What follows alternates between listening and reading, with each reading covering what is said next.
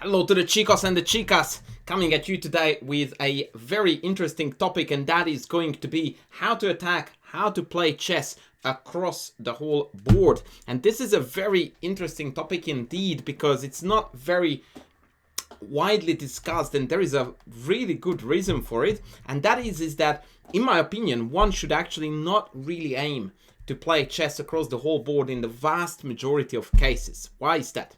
The reason for that is because most openings and most structures that we know nowadays in chess very clearly indicate a strategy, and that strategy almost always is directed to a particular weakness. Let's talk about, for example, an isolated pawn, or a different strategy. For example, in the Sicilian Scheveningen, for example, white usually launches an attack on the king side, and black is consequently attacking on the queen side. And this contrast that I'm attacking there, you are attacking over there, is very typical to most chess positions and most chess openings, and it's extremely rare that you get to play on both flanks with equal effectiveness. As a matter of fact, in my opinion, it usually happens when you have a strategy that is based on tearing your opponent apart on one side, therefore they try to seek counterplay on the other side, and in doing so they take risks. They weaken their position there too,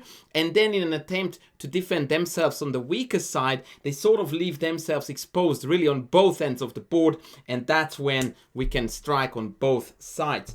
Openings that typically allow this style of play more often than other openings would be the Ruy Lopez, and some variations of the King's Indian, in particular the Zaimish. What I observe is that most commonly you need openings that initially start off with a close position, with very few to actually down to no trades, hence the Ruy Lopez main lines whatsoever, allowing both sides to play with a large army. Now, after this lengthy intro, let me show you what this whole shebang actually looks like in practice. It is a game between myself playing in the white trunks against my opponent Kafkiano X90, and the average rating is about 2600 for this game, and it was a blitz game played on Lichess, of course. The opening is a King's Indian, and as you would probably know, I have been mostly playing openings that I am promoting in my beginners opening courses. So the beginners E4, the beginners D4, and the beginners 1E4, E5 for black is mostly what I play now when I stream and when I have fun with chess. And so I played the Gligorich system, and my opponent here played Queen E8, and I played the move D5. D5 is also popular, but I wanted to close the center, and my opponent made a tremendous positional blunder. This is something that up to date lots of players make, and that is to not to kick the bishop, and thus allowing the optimal King's Indian piece layout, something I have spoken about at tremendous length at various outlets, including my courses and YouTube. So the problem here is that if I get to play C5, Knight C4, Knight B5, black is going to crack on the queen side in a blink of an eye.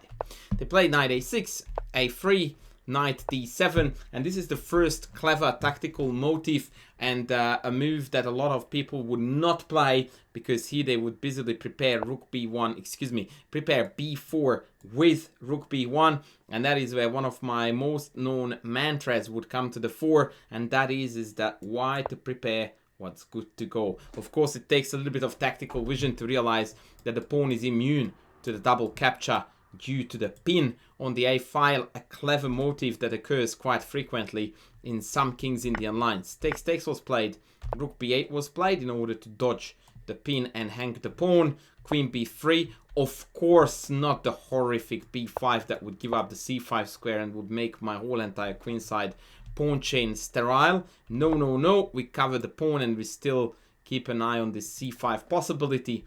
F5 was played. I played F3, and here something curious happened. My opponent realized that F4 entering the race of me attacking on the queen side and them attacking on the king side is an absolutely dead lost cause, because I have already made tremendous progress on the queen side. They haven't even began their attack on the king side, and let's be honest, there's nothing to attack here with, because pieces are positioned on the queen side, and also there's nothing to attack because my king is still here, it hasn't castled. And so they decided to take. And I was already hovering over the pawn on f3 when I realized that this was one of those cases where taking back with the knight is significantly better than with the pawn, despite the fact that it breaks the pawn chain. And the reason is because the knight on e4 is a tremendously powerful piece, supporting the c5 break, attacking d6, occasionally threatening to come in here. In fact, taking on e4 with the knight is always as likely as taking back with the pawn, but in most King's Indian setups, this knight is here. And so when we retake with the pawn, this knight on e7 looks absolutely ridiculously silly, can't go to f5. Right? And if we allow the knight to come to f5, then it can jump to d4, and all of a sudden, black has got a very nicely placed piece. But here that knight is parked on a6. So I took back with the knight, and I felt very happy about life. I castled, and I played c5. And by now, black is absolutely dead lost. Like, this is just absolutely not tenable. They took, I took back, and they played rook a8. I guess they were a little bit worried about the consequences of a potential c6. Also, they perhaps wanted to move the knight, which would allow me to capture on a6, exploiting the pin on the b file. I think that was actually the reason why they went rook a8. Played bishop b5. I'm absolutely ripping my opponent apart here. Queen e7, d6 takes, pawn takes now, but it's +6. And slowly but surely, you begin to connect the dots between my lengthy intro and what's happening right now in the game. Because for the time being, I put a lot of effort into finishing this game off on the queen side. But it's not so easy because my opponent is really tenaciously defending, and for the time being, everything is reasonably well guarded. I could choose to take here on d7 and then pick off the b6 pawn, which would probably win.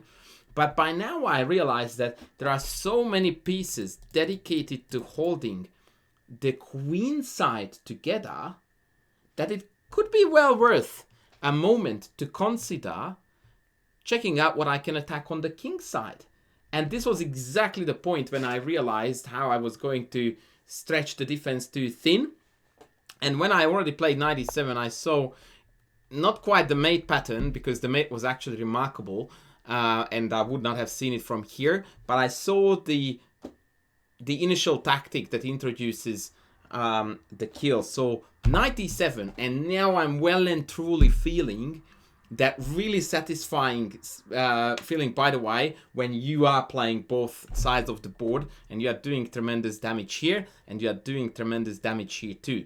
So I thought that my opponent would play king h7, which was played, and that's exactly where what I was hoping to get, because here, and I already visualized it before knight e7, I have this remarkable idea queen d3, which is actually a double attack. Because what it does is that it attacks the knight on a6, but it has a very dirty effect that way. So now I am threatening to take and win with a free piece, or play knight g5 check followed by mate on h5. And I saw that here when I played knight e7, and that's when I felt like, oh wow, this is going to be a great example of playing chess and attacking on both ends of the board. And indeed, after king h7, queen d3, my opponent unsuspectingly played knight b4, allowing me the beautiful coup de grace. I think that's how I pronounce that.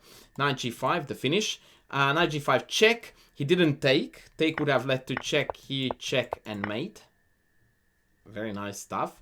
And so he went back here to h8, and that's when the beauty came. Although I think I played this. Did I miss the mate here? I think I did. But I'm going to show you the beautiful version, because I so got hooked on the idea that I eventually executed. Yeah, I did miss a mate here. In fact, more than one ways. But I was obsessed with the mate idea that I executed, so I'm going to show you that. I took on g6, fully well knowing that my opponent was going to play knight f6. And this is the moment when I would like you to actually pause the video and try to figure out the mating sequence, because it's mighty beautiful. If you don't want to, that's fine too. I'm going to show you. So the game ended with this marvelous check, takes, check, king g8, and bishop c4 check. I found this mate pattern particularly pleasing because there are 3 squares between the king and the bishop, and all 3 black has access to, but only with one piece. And that means that although they can block the check 3 times, in the end, it remains the same checkmate. And of course, as I was looking at it just then, I realized that I already had the same mate here with knight takes g6 and then bishop c4. But of course, that would not have been as nice as the other one, not to mention actually knight check, king here, knight check, and then mate on h7. So I'm basically ruining my own fun and my own beautiful mate, but I thought it was well worth a shot to show you that, and also to demonstrate the point of what it generally looks like in practice when you are playing 2 directions, meaning you are covering the whole board with your attack. So if we rewind the tape just one more time, you see that the whole action for at least the first 25 moves took place exclusively on the queen side. Like even the pieces that I have technically on the king side, if you draw a line between E and D file, both of them exert their pressure towards the queen side. So essentially I am attacking the queen side with this many dudes.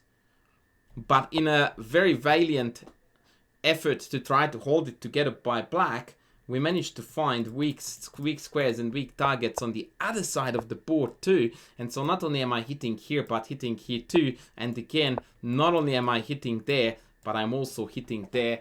And all of a sudden, the game falls apart and white delivers the deadly blow. I hope you guys enjoyed it. If just half as much you enjoyed this game analysis as I enjoyed this game when I played it. I think we already had a very fun 15 minutes. Don't forget to smash that like button. Don't forget to sub, to like, to super like or super thank. And I will be back with more videos soon. I actually have a fair few cool videos lined up, so please stay tuned. And don't forget to follow me on the socials as well, especially on Twitter. Thanks for watching. I will be back soon. Bye.